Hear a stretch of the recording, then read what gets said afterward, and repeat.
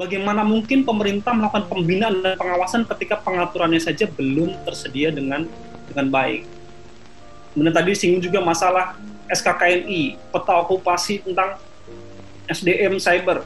Itu masih banyak PR yang harus dikerjakan oleh pemerintah.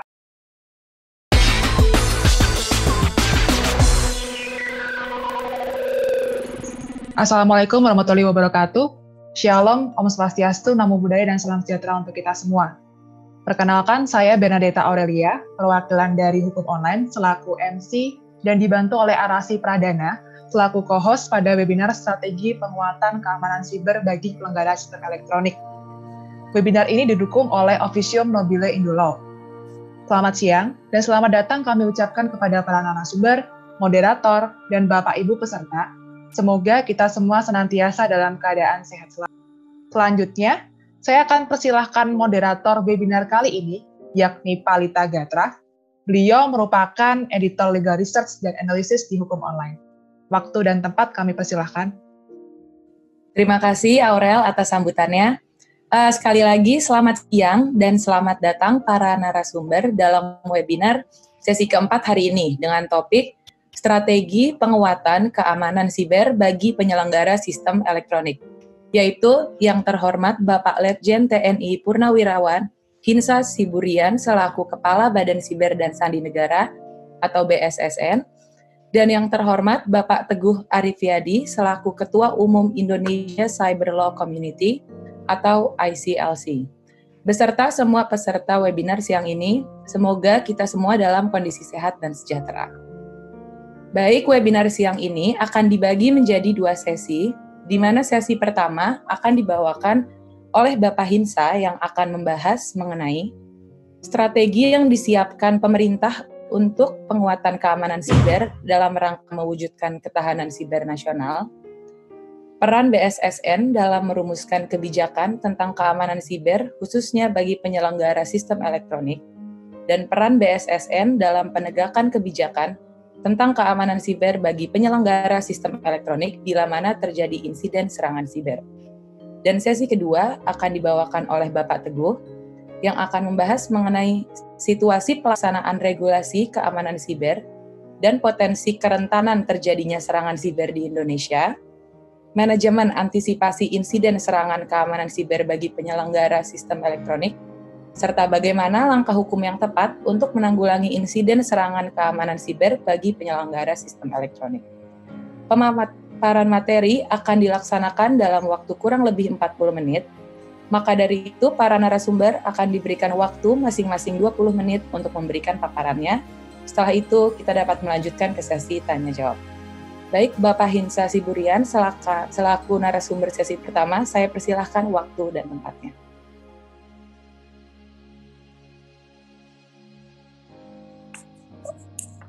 Kami terima kasih telah diundang dan diberi kesempatan untuk berbicara di webinar yang tentunya menurut kami ini sangat penting dan sekaligus sosialisasi BSSN kepada masyarakat, karena perlu saya sampaikan di sini, BSSN ini sebenarnya kalau dari usia ini baru bayi ini, karena dia lahir perpresnya 2017, kemudian mulai dibangun itu sebenarnya baru tahun secara fisik tahun 2019 kemarin.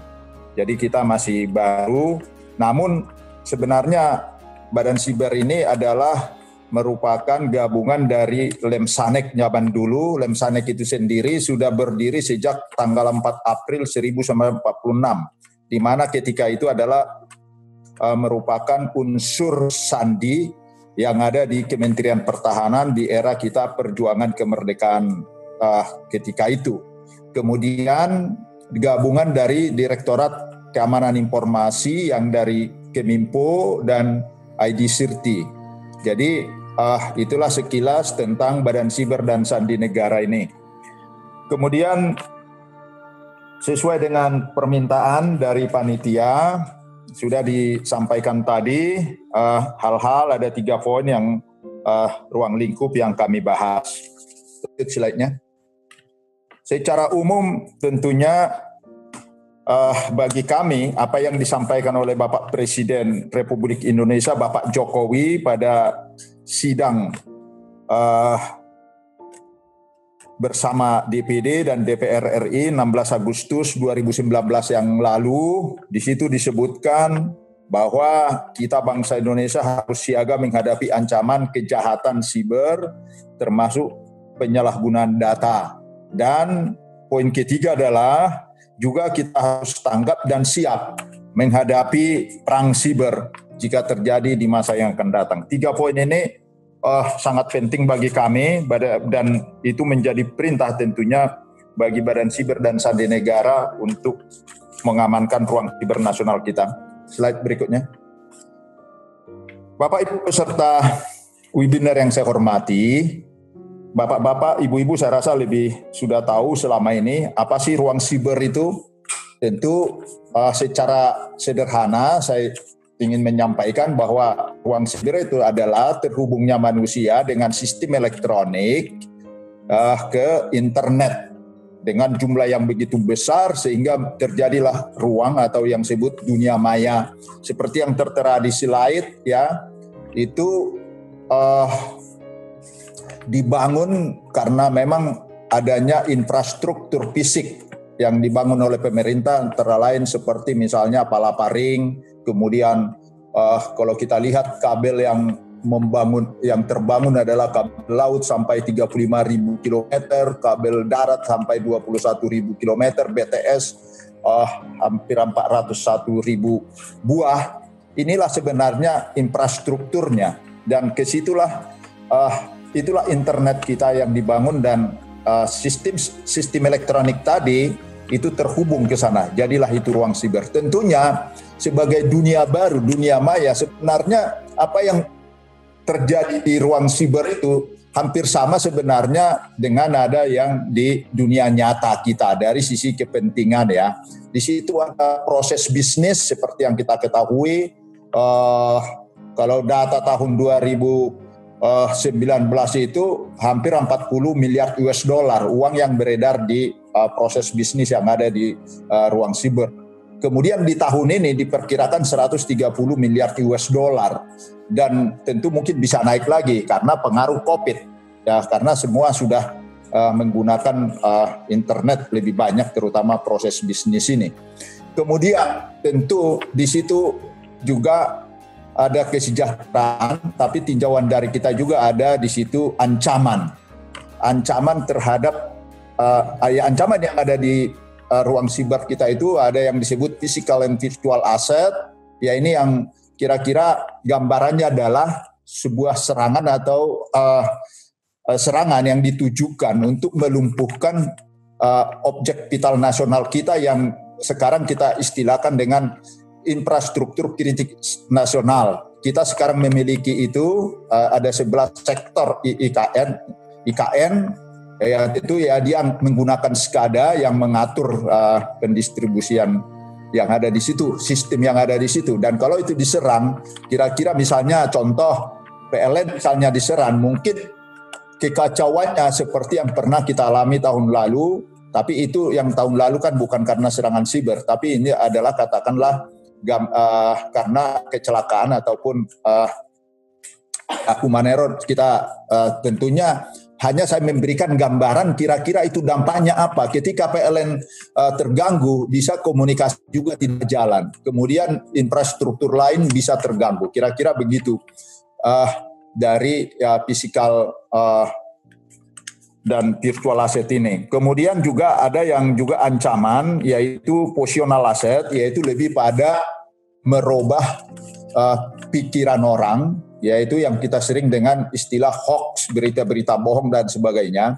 Tapi juga ada kejahatan siber di situ. Ini saya rasa kaitannya dengan hukum lebih banyak, di mana di situ ada transaksi, di situ bisa terjadi penipuan, di situ bisa terjadi pencurian data dan sebagainya.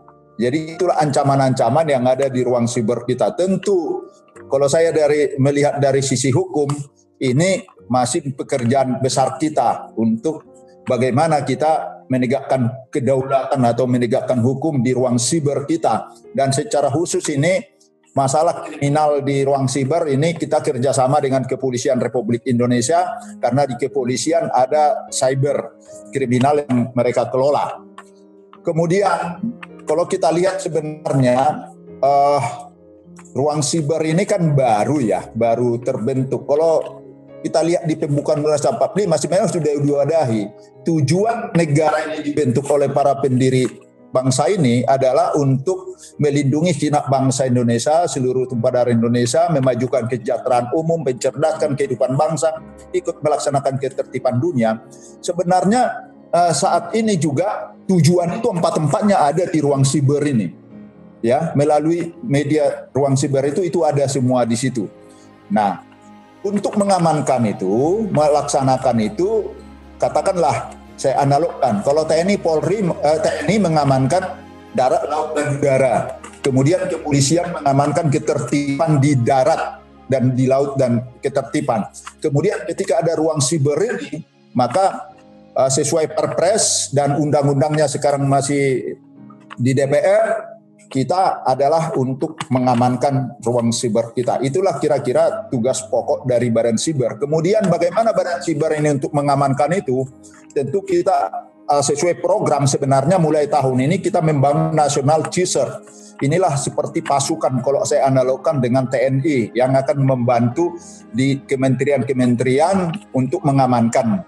Kemudian juga CISR di organisasi kementerian maupun di daerah. Tentu ini merupakan suatu program yang sedang. Saya katakan tadi kita baru membangun tahun kemarin dan program ini seharusnya tahun ini dan ke depan. Tapi juga memang ada kendala juga kita kaitannya dengan COVID ini. Tapi ya 1-2 hal yang bisa kita lakukan. Kira-kira itulah situasi ruang siber Indonesia saat ini.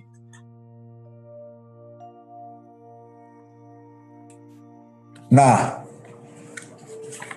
tentu tugas pemerintah di bidang keamanan siber ini seperti tertera di slide, ya kita ingin ada kedaulatan di ranah siber ini tentu perlu pertama adalah pembangunan sumber daya manusia, kemandirian dari khususnya nih hardware dan software. Kemudian perlu standar, regulasi, dan kepatuhan, ada sinergi dan kolaborasi, kemudian kesiapsiagaan dan ketahanan. Ini sebenarnya kalau kita bicara mau berdaulat, dan inilah sebenarnya yang kita sedang kerjakan saat ini dan ke depan, dan saya boleh katakan kita tertinggal di sini. Secara umum kalau kita bandingkan negara-negara yang sudah maju. Tapi selalu saya katakan, kalau kita merasa tertinggal, ya mari kita berlari untuk mengejar ketertinggalan kita. Kira-kira begitu. Kemudian tentu inilah kehadiran negara, saya katakan tadi di pembukaan itu bahwa negara harus hadir ya untuk melindungi segenap bangsanya dan memberikan rasa aman.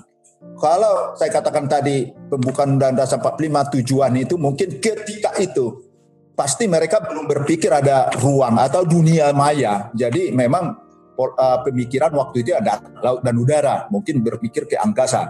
Tapi dengan kemajuan di bidang teknologi informasi dan komunikasi ini, terbentuklah itu apa yang saya katakan tadi ruang siber itu, dan di situ ada kedudukan. Dan namun sebenarnya pembukaan itu sudah mewadahi itu, ya tidak ditentukan di pembukaan ini hanya darat, laut, udara.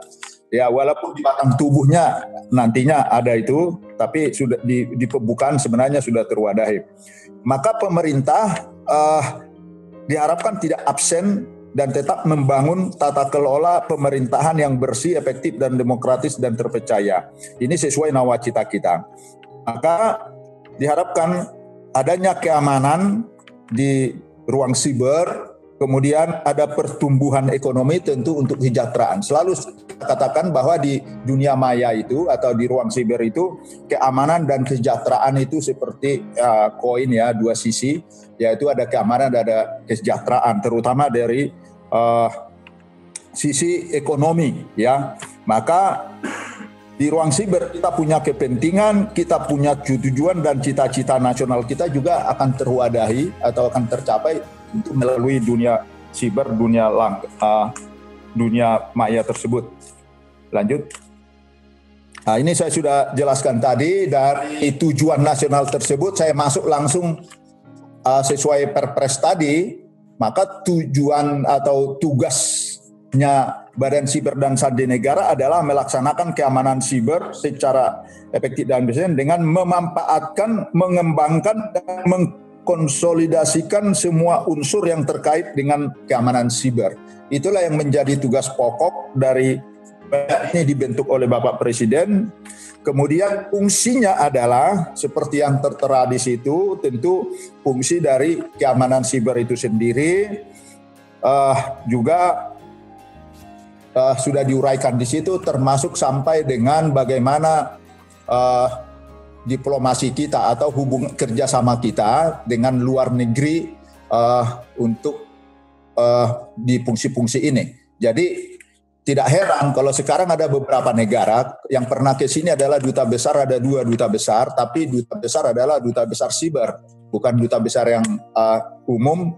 Jadi di negara-negara tertentu memang fungsi-fungsi ini terutama di bidang diplomasinya mereka sudah lebih maju, dan kira-kira itulah fungsi-fungsi yang ada di Badan Siber ini ya, yang semuanya adalah bagaimana menjaga keamanan, mulai deteksi sampai dengan katakanlah menanganinya, dan juga di bidang lainnya. Kemudian di mana sih ruang lingkup tugasnya itu kira-kira kalau ditinjau dari sisi disiplin katakanlah siber itu sendiri, lapisan-lapisannya mulai dari data sampai endpoint, itu kira-kira lingkup atau medan area di mana kita melaksanakan pengamanan.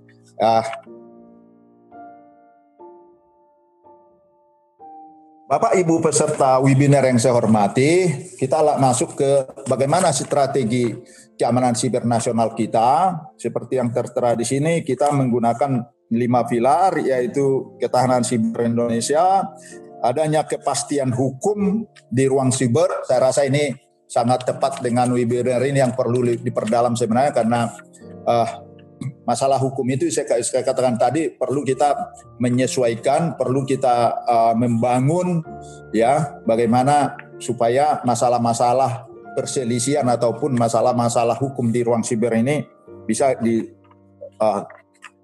diselesaikan dengan baik. Kemudian kemampuan teknologi siber, kemudian dukungan pertumbuhan ekonomi digital dan kerjasama nasional dan internasional.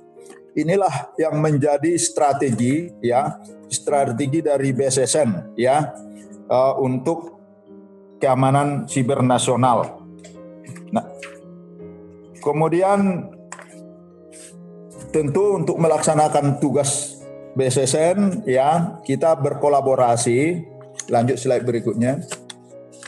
Yang kita istilahkan dengan kolaborasi pentahelix ya, seperti yang tertera di slide ya, bisa kita lihat di situ ada keterlibatan kolaborasi tentunya pemerintah, pelaku usaha, media, kemudian masyarakat dan perguruan tinggi, karena memang hampir semua aspek kehidupan itu bersinggungan dan ada di ruang siber. Jadi memang Badan Siber dan Sandi Negara tidak akan bisa diharapkan menyelesaikan semua permasalahan, tetapi harus berkolaborasi dengan semua stakeholder seperti yang saya jelaskan tadi di slide ya.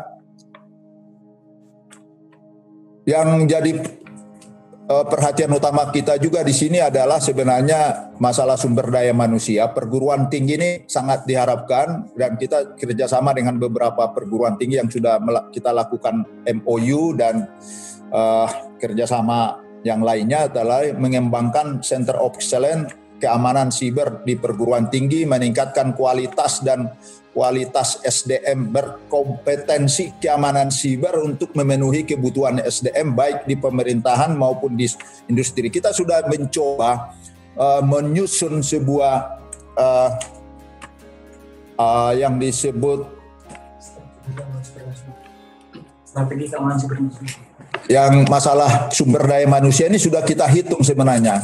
Jadi kita sudah buat peta okupasi sebenarnya untuk keamanan siber ini.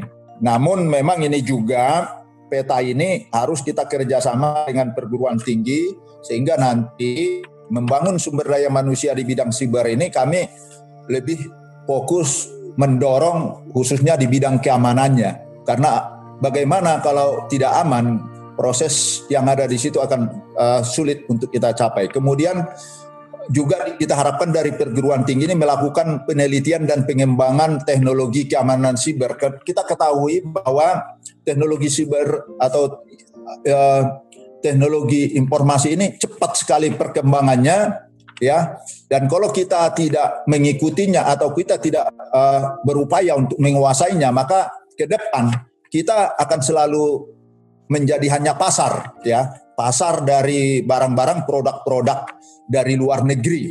Ini sebenarnya solusinya ya kita harus mengembangkan penelitian dan pengembangan khususnya di bidang keamanan siber. Kemudian mengembangkan standar teknis panduan dan pendampingan terkait keamanan siber. Waktunya lihat ya. Nah ini tentu kerjasama yang harus dibangun dengan perguruan tinggi, tentu dengan masyarakat juga kami melakukan literasi ya melalui media yang ada, termasuk ini sebenarnya program webinar ini sendiri juga bagian dari sosialisasi literasi kami, apa itu Badan Siber dan apa tugasnya. Dan diharapkan dari masyarakat sebenarnya membangun budaya keamanan siber, mendorong pemanfaatan ruang siber ini. Kira-kira gitu. Kemudian media dan pelaku usaha saya rasa seperti yang tertera di slide. Lanjut. Jadi prioritas delegatif pada seperti yang di slide ini sesuai dengan peraturan dan perundang-undangan. Kemarin PP nomor 71 tahun 2019 itu sudah diluncurkan. Di situ lebih jelas bagaimana itu transaksi elektronik, ya, sistem dan transaksi elektronik dan menjadi prioritas. Lanjut slide-nya. Slide. Nah, proteksi sebenarnya karena saya katakan di dunia maya itu terutama yang menjadi perhatian kita adalah bagaimana supaya saling mengenal di dunia maya. Kemudian di dunia maya itu antara lain yang kita kerjakan adalah mengeluarkan sertifikat elektronik. Seperti yang diketahui bahwa sertifikat elektronik bersifat elektronik, memuat tanda tangan elektronik dan identitas yang menunjukkan status subjek hukum para pihak dalam transaksi elektronik yang dikeluarkan oleh penyelenggara seperti yang di PP 71. Jadi sampai saat ini kita sudah melakukan kerjasama dengan 252 instansi. Kemudian ini menjadi sangat penting, terutama kami masih fokus untuk pemerintahan. Karena apa? Pemerintah sudah mencanangkan sistem pemerintahan yang berbasis elektronik, maka masalah tanda tangan elektronik menjadi hal yang sangat penting dan harus segera dikerjakan. Dan lembaga-lembaga yang sudah kerjasama dengan kita di situ sudah seperti yang tertera di slide. Lanjut.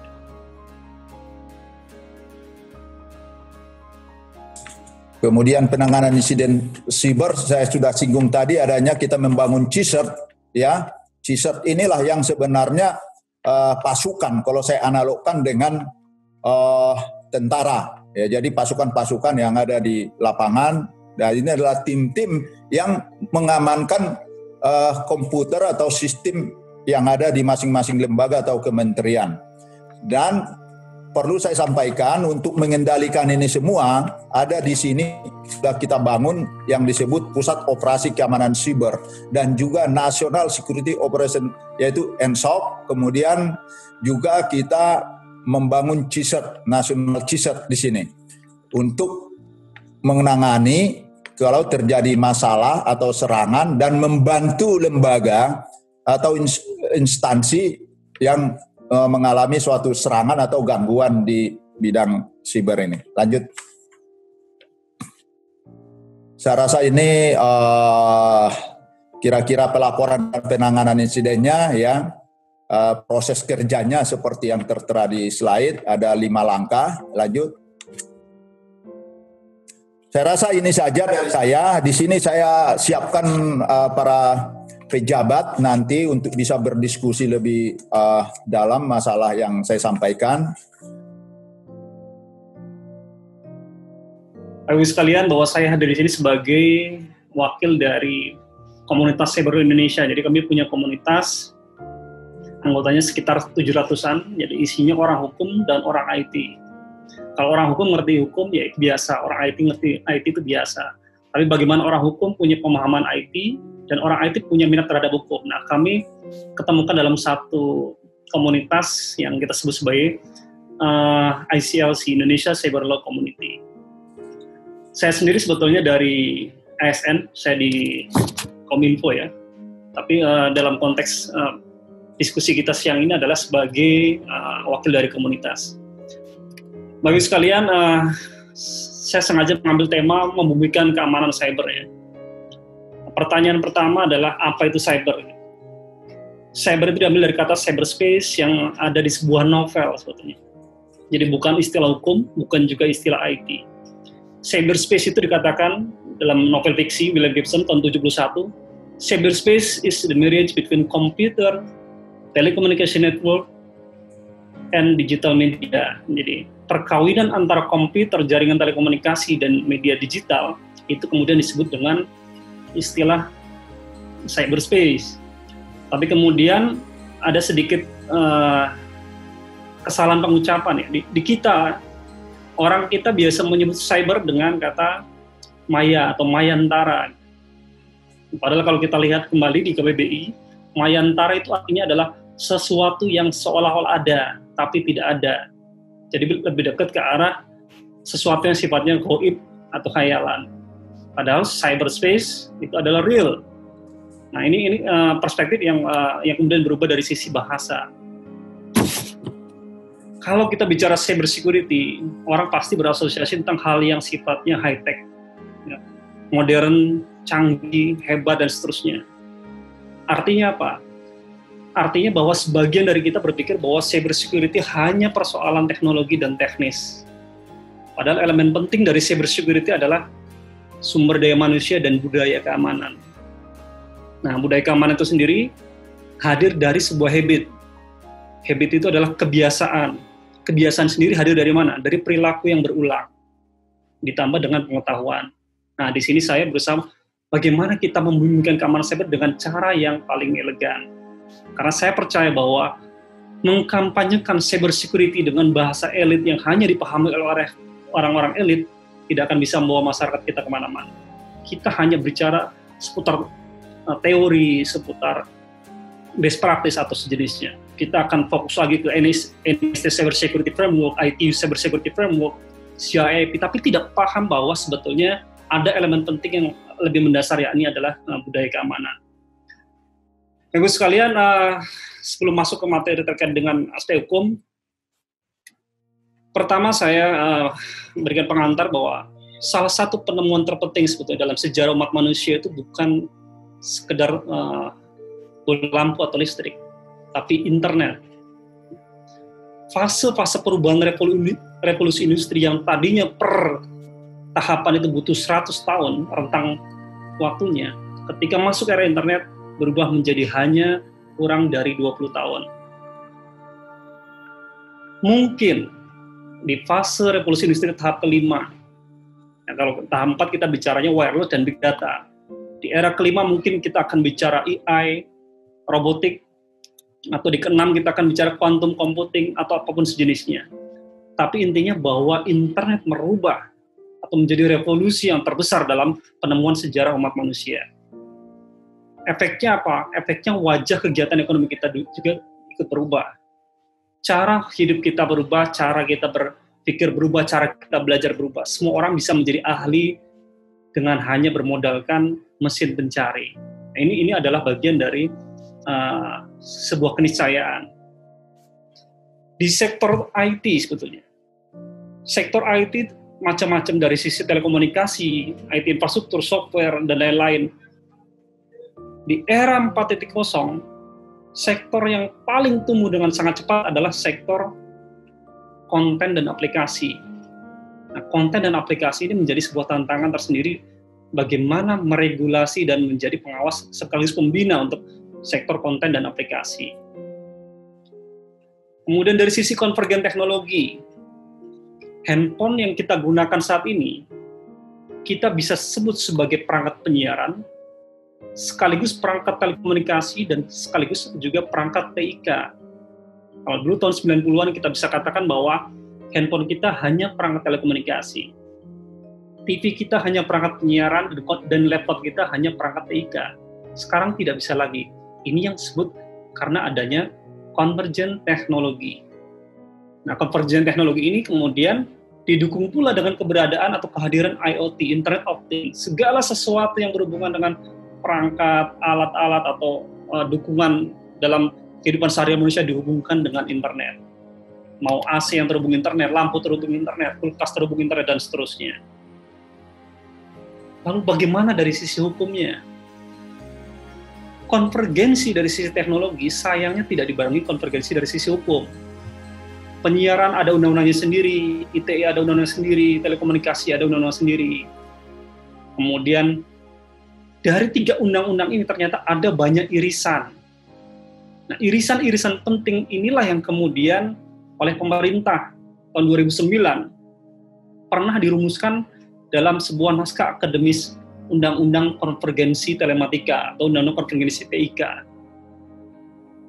Ada pertanyaan pada saat itu, terus saya ikut menjadi tim pembahas, apakah pemerintah akan membuat undang-undang yang mengatur irisan saja atau mengambil ketiga undang-undang menjadi satu undang-undang konvergensi. Nah, kemudian dibuatlah naskah akademisnya, jadi dan disampaikan ke publik.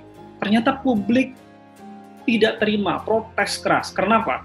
Karena ternyata rancangan undang-undang konvergensi pada saat itu 70% habitnya ke arah telekomunikasi yang notabene fokus pada infrastruktur. Nah, ini kemudian timbul polemik. Di 2010 muncul juga rancangan undang-undang tindak pidana TI. Artinya apa di sini? Semua pidana yang ada di undang-undang telekomunikasi dan di undang-undang ITE rencananya akan dijadikan satu undang-undang, yaitu undang-undang tindak pidana TI. Dan di saat yang bersamaan juga di-create juga namanya RUU Persandian yang mengatur hal yang berkaitan dengan enkripsi. Lalu bagaimana tentang keamanan cyber? Area keamanan cyber irisan dari 3 undang-undang plus tentu saja di rancangan undang-undang tindak pidana TI, dan di dalamnya ada juga undang-undang persandian. Undang-undang keamanan cyber seharusnya, kami sebut seharusnya, idealnya mengambil porsi menjadi semacam payung untuk pengamanan area-area cyber di 3 undang-undang. Misalnya di sisi infrastruktur telekomunikasi, di sisi konten di Undang-Undang ITE, atau aturan-aturan tentang perizinan dalam Undang-Undang Penyiaran menjadi bagian yang di-cover, meskipun tidak harus sedetail undang-undang yang organiknya. Kemudian berikutnya adalah penyelenggara sistem elektronik. Apa itu penyelenggara sistem elektronik? Dengan piramida model penyelenggara sistem elektronik dibagi menjadi dalam 3 layer. Layer konten, layanan, dan infrastruktur.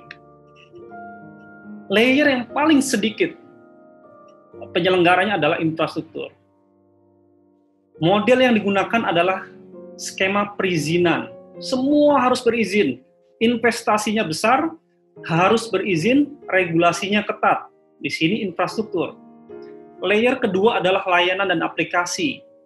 Investasinya tidak terlalu besar, tidak perlu berizin, cukup mendaftarkan, regulasinya tidak terlalu ketat. Dan layer yang paling banyak penyelenggaranya adalah layer konten. Layer konten ini skemanya adalah business to business dan sangat minim investasinya dan regulasinya tidak diatur dengan sangat ketat. Nah, ini layer piramida model untuk penyelenggara sistem elektronik. Jadi, investasinya besar, aturannya ketat, dengan perizinan. Ini infrastruktur. Di sini ada ISP, ada penyelenggara frekuensi. Yang paling sulit diatur tentu layer konten. Nah, konten tidak ada kewajiban mendaftar, tidak ada kewajiban berizin. Nah, ini yang menjadi PR banyak negara. Kalau terjadi sebuah serangan cyber, nah kita bicara dari IT security logic. Katakan rumah ini adalah sebuah sistem elektronik. Kalau rumah ini dihargai 10 miliar, berapa miliar atau berapa ratus juta nilai pagar yang harus kita bangun? Ini pertanyaan klasik. Apakah kita akan membangun pagar seharga 100 juta, 200 juta, atau 300 juta? Menentukan nilai pagar atau pengamanan terhadap rumah tentu harus melalui model assessment. Belum tentu pagar yang senilai 1 miliar akan bisa melindungi aset yang 10 miliar. Tapi pertanyaan penting lainnya, apakah aset saja yang kita lindungi? Apakah rumahnya yang kita lindungi? Apakah rumah dan isi harta yang ada dalam rumah yang kita lindungi? Tentu tidak. Yang kita lindungi juga adalah orang-orang yang ada di dalamnya. Sehingga ketika melakukan assessment, yang dihitung adalah pengamanan terhadap rumah beserta penghuninya. Ini adalah logika security. Kemudian, di mana titik terlemah dari pengamanan di sini? Hardware, software? Tidak. Titik terlemah tentu adalah human. Dan titik terlemah lagi adalah insider, orang yang ada di dalamnya. Boleh bangun pagar dengan pengamanan sangat sempurna, sangat ketat, tapi ketika ada orang dalam yang melakukan spying atau melakukan kejahatan di dalamnya, maka sisi keamanan ini menjadi hilang. Hardware, software bisa dibeli secara instan, tapi SDM, awareness, dan budaya adalah sebuah keberlanjutan. Jadi tidak mungkin kita membangun secara instan SDM dan budaya. Impact-nya apa ketika terjadi serangan? Ini saya mengambil dari Detiknas. Ada skala level tentang resiko-resiko terkait dengan serangan, baik itu yang tinggi, medium, maupun yang rendah. Dan aktornya pun macam-macam. Bisa dari sisi non-state, bisa state, dengan motivasi yang beragam. Tapi intinya, layer dari impact ini harus dipetakan. Ketika ada insiden, kita tahu bahwa insiden ini di level mana, low, medium, atau high. Nah, kalau memang low, tentu treatment-nya akan menyesuaikan dengan kebutuhan.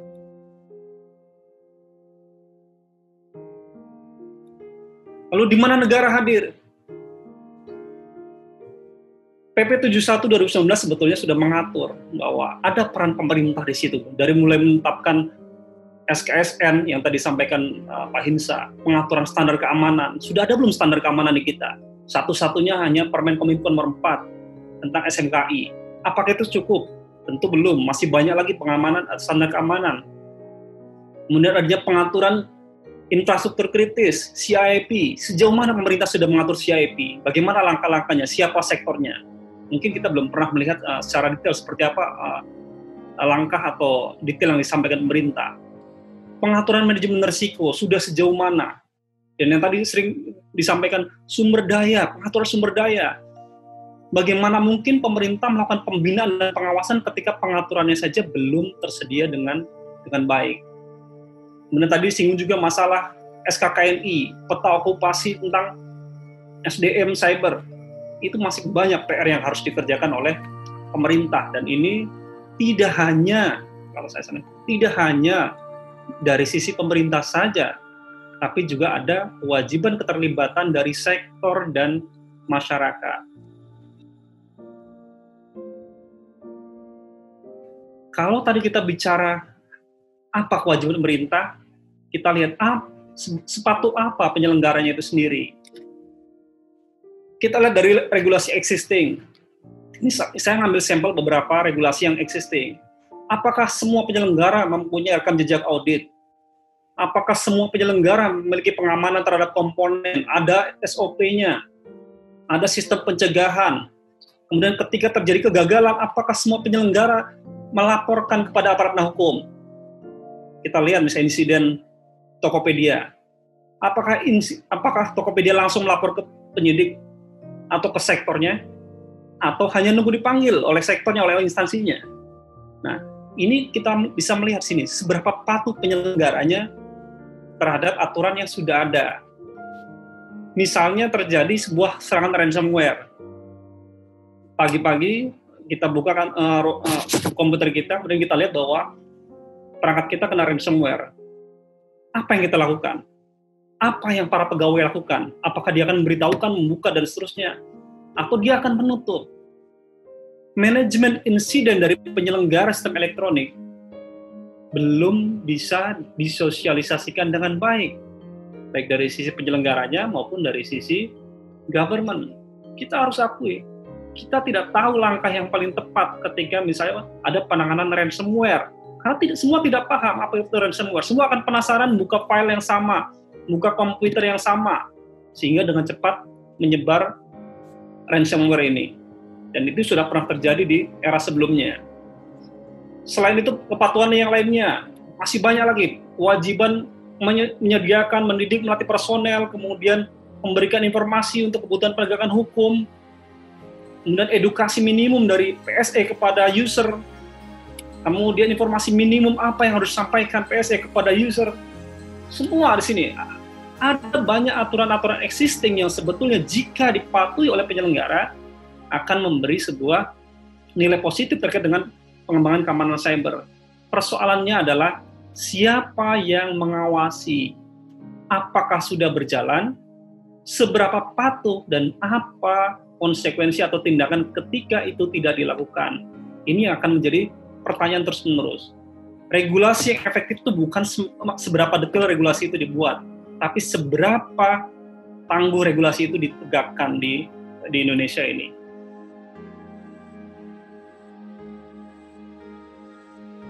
Apa legal framework atau framework hukum yang tepat atau yang ideal? Ini saya sampaikan bahwa tidak ada istilah best practice dalam penanganan keamanan cyber. Yang ada adalah good practice, praktik-praktik yang baik di negara lain, bukan yang terbaik. Karena yang terbaik adalah setiap negara bisa berbeda-beda tergantung dari kondisi dan situasi. Nah, ini modelnya bahwa undang-undang keamanan cyber harus memayungi beberapa aspek, ya, atau menjadi jembatan terhadap regulasi atau peraturan-peraturan yang berkaitan dengan keamanan, baik itu infrastruktur maupun konten. Persoalannya di kita, menyusun undang-undang itu sangat rumit. Bukan rumit dari substansi, tapi rumit dari sisi politik. Kita percaya, kita orang hukum pasti tahu bahwa hukum itu harusnya menjadi panglima. Di Indonesia, ya hukum jadi panglima, tapi yang jadi raja adalah politik. Ini menjadi persoalan kenapa Undang-Undang ITE dulu disusun hampir 8 tahun lamanya. Nah, kita lihat bagaimana Undang-Undang Keamanan Cyber seberapa cepat bisa direalisasikan dan bisa menjadi payung bagi peraturan atau regulasi terkait dengan keamanan cyber lainnya. Pak Teguh, mohon maaf, waktunya 1 menit lagi ya. Baik, terakhir bahwa pemerintah tidak bisa melakukan pemantauan, monitoring, atau pembinaan terhadap semua penyelenggara sistem elektronik. Itu prinsip, karena sangat luas.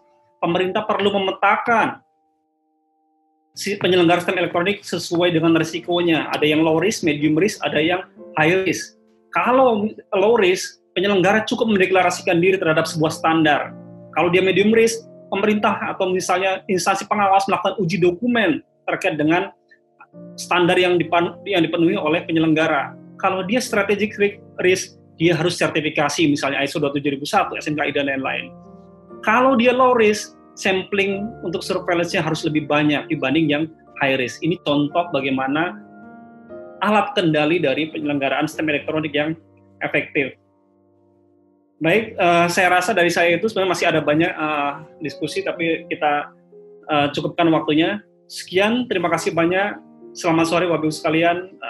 Dari kami, Komunitas Cyber Indonesia mengucapkan selamat ulang tahun hukum online yang ke-20. Semakin berjaya sebagai pelopor dan diseminasi hukum Indonesia. Assalamualaikum warahmatullahi wabarakatuh. Seperti yang kita ketahui, keamanan siber telah menjadi isu prioritas seluruh negara di dunia semenjak teknologi informasi dan komunikasi dimanfaatkan dalam berbagai aspek. Hal tersebut dapat dilihat pada semakin majunya perkembangan penyelenggaraan sistem elektronik serta ekonomi digital. Berbanding lurus dengan tingginya tingkat pemanfaatan teknologi informasi dan komunikasi tersebut, tingkat risiko dan ancaman penyalahgunaan teknologi informasi dan komunikasi juga semakin tinggi dan semakin kompleks. Dalam hal ini, peran BSSN sangatlah penting. Karena dalam era sekarang, data adalah jenis kekayaan baru atau ada istilah data is the new oil. Maka disitulah peran BSSN untuk memproteksi keamanan data masyarakat di ruang siber dengan melaksanakan kerjasama di ranah nasional, regional, dan internasional dalam ruang siber.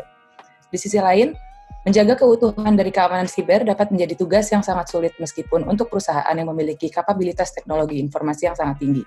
Maka dari itu sangat diperlukan pengembangan kemampuan respon yang tepat dengan pendekatan yang sistematis dan terstruktur terhadap insiden keamanan siber. Demikian webinar Hukum Online Strategi Penguatan Keamanan Siber bagi Penyelenggara Sistem Elektronik telah berakhir. Terima kasih sebesar-besarnya saya ucapkan kepada Bapak Hinsa dan Bapak Teguh, sekaligus para peserta yang telah mengikuti webinar siang ini.